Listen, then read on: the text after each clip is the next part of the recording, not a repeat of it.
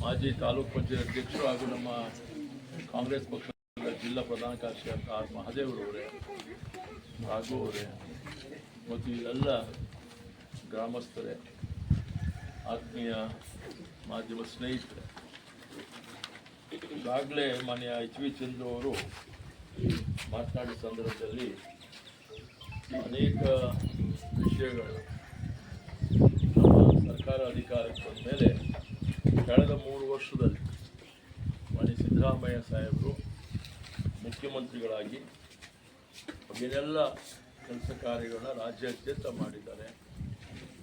ನಮ್ಮ ಕ್ಷೇತ್ರಕ್ಕೂ ಕೂಡ ಅಭಿವೃದ್ಧಿಗೆ ಅನುದಾನವನ್ನು ಬಿಡುಗಡೆ ಮಾಡಿಕೊಟ್ಟಿದ್ದಾರೆ ಅಂತಕ್ಕಂಥ ವಿಚಾರದಲ್ಲಿ ಅವರು ಇಲ್ಲಿ ಪ್ರಸ್ತಾಪವನ್ನು ಮಾಡಿದ್ದಾರೆ. ನಾನಾದರೂ ಕೂಡ ಅನೇಕ ಭಾಗಗಳನ್ನು ಹೋಗ್ತಾ ಇದ್ದೀನಿ. ಬಹುತೇಕ ಈ ನಿಮ್ಮ ರಸ್ತೆ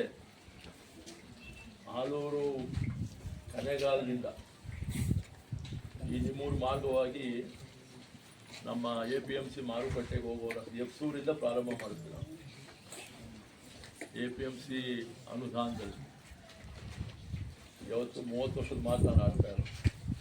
ಕಾರಣ ಏನು ಅಂದರೆ ನಮ್ಮ ಕ್ಷೇತ್ರ ತಾಲೂಕಾದರೆ ಚಂದಕವಾಡಿಯಿಂದ ಇಲ್ಲಿ ಬರಲಿಕ್ಕೆ ಅನುಕೂಲ ಆಗಲಿ ಆ ಭಾಗದ ಜನತೆ, ತಾಲೂಕು ಕಚೇರಿಗೆ ಅಂತೇಳಿ ಉದ್ದೇಶ ಇಟ್ಕೊಂಡು ಮಾಡುತ್ತೆ.